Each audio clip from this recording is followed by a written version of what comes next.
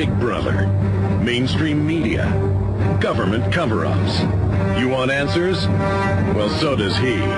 He's Alex Jones on the GCN Radio Network. And now, live from Austin, Texas, Alex Jones. This is very suspicious. Here it is.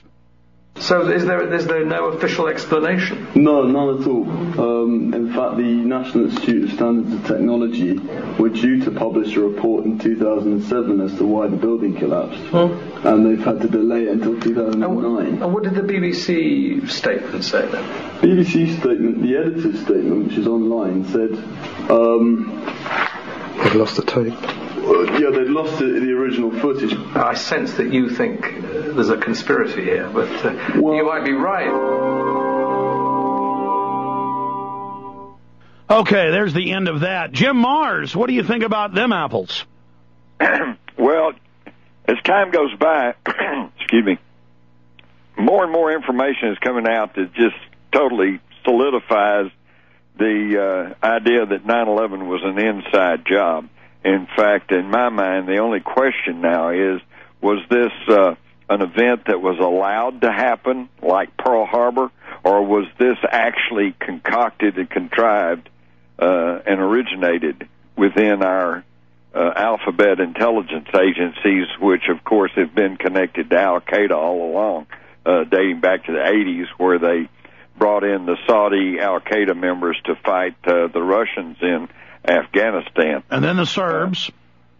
Oh, yeah, and then then they allowed Al-Qaeda to do their drug running through Kosovo and then the Serbian problem, because they were using them to train the Kosovo Liberation Army, which was our side of the faction there.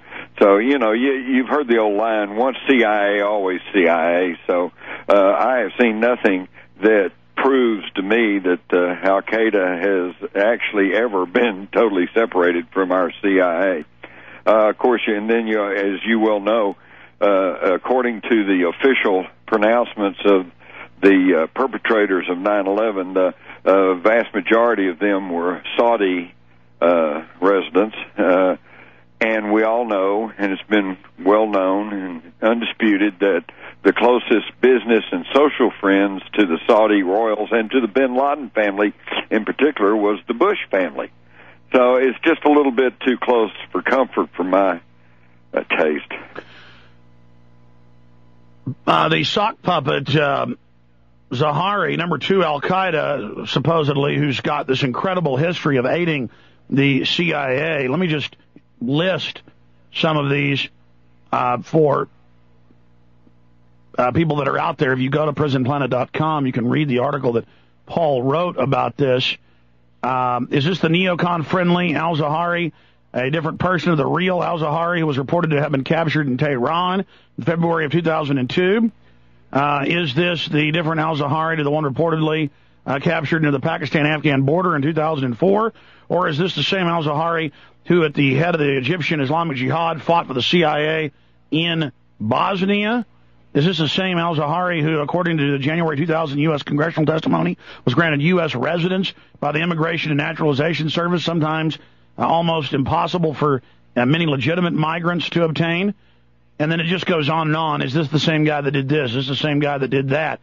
Totally admitted to be U.S. government al-Qaeda, and he comes out last week and says 9/11 Truth basically works for Ahmadinejad, which is the previous propaganda that we all need to be arrested and that we're working for foreign powers and undermining. And then the Intel Center puts out new videos of Al-Qaeda with Adam Gadon, the ADL chairman's grandson, Adam Perlman, grandson, with the same logo in the same video layer, admitted to be completely fake. I mean, that's case closed right there, Jim.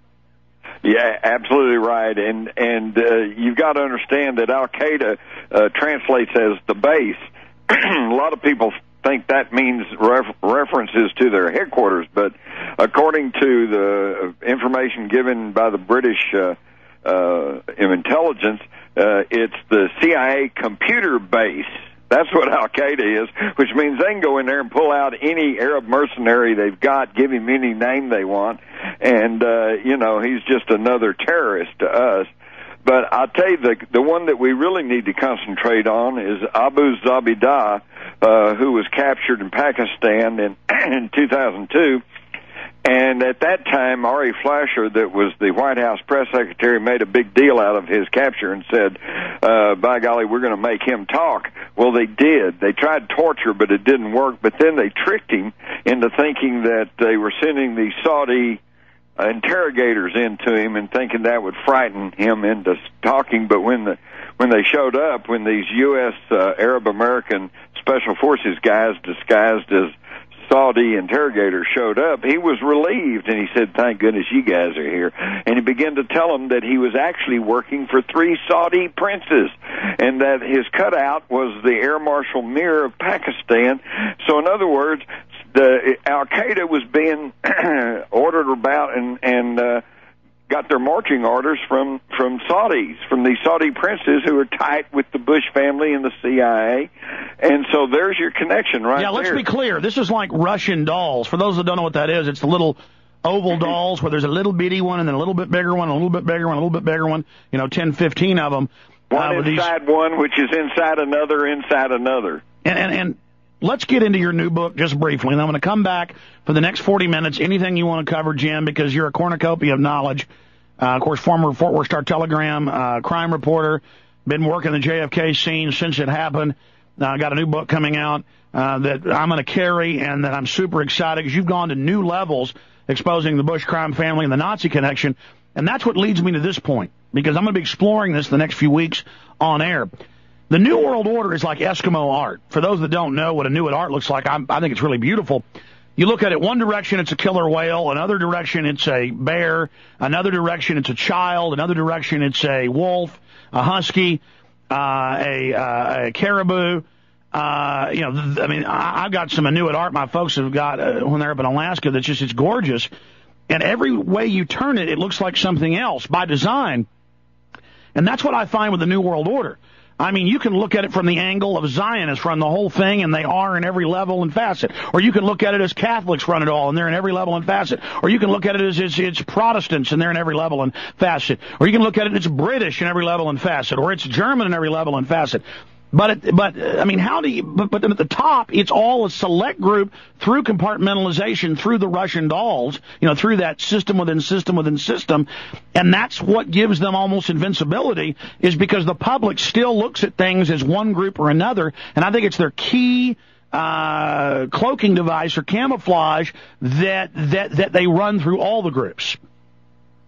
Absolutely. Well, what it comes back to is Illuminati theology and practice. Now, whether the Illuminati exist as such is debatable, but their philosophy has certainly lived on, and basically it's the end justifies the means, which means you can lie, cheat, steal, kill, you can do anything if it will achieve your purpose. And the people who are at the heart of the ruling wealthy elite that are trying to get total chokehold on this planet certainly adhere to the Illuminati doctrine. And that's why that you'll find them posing as communists, you'll find them posing as capitalists, you'll find them posing as Republicans, you'll find them posing as Democrats, liberals, conservatives, anything to keep their opponents off balance. And but the way to discover them is they'll put out rhetoric one way, but always push the New World Order, centralization, break up the family agenda. People then say, well, who do we know who's good and who's bad? Anybody who's against the New World Order policies across the board, that's who you can trust. Anybody who's got more than a 5-year track record, too. Jim, haven't you found they always blow their cover within about 5 years? Oh, yeah, usually sooner than that. And, I guess the classic example is President George W. Bush. Early on, he was the neoconservative. He's the conservatives. He's the Republican, which has always stood for lesser government, decentralized government, balanced budgets. And he said all the right things, and he belonged to the right party. And yet he didn't do any of that. We now have the highest deficits ever. We have more centralized government than ever. He's done the exact opposite of everything he's ever said he stood for. JimMars.com is the website. Links up on Infowars.com to his site. When we come back, Jim, let's get your take on the three stooges, the three puppets. Really no difference between any of them. And we'll get your take on where this election's going on the other side. Jim Mars is our guest.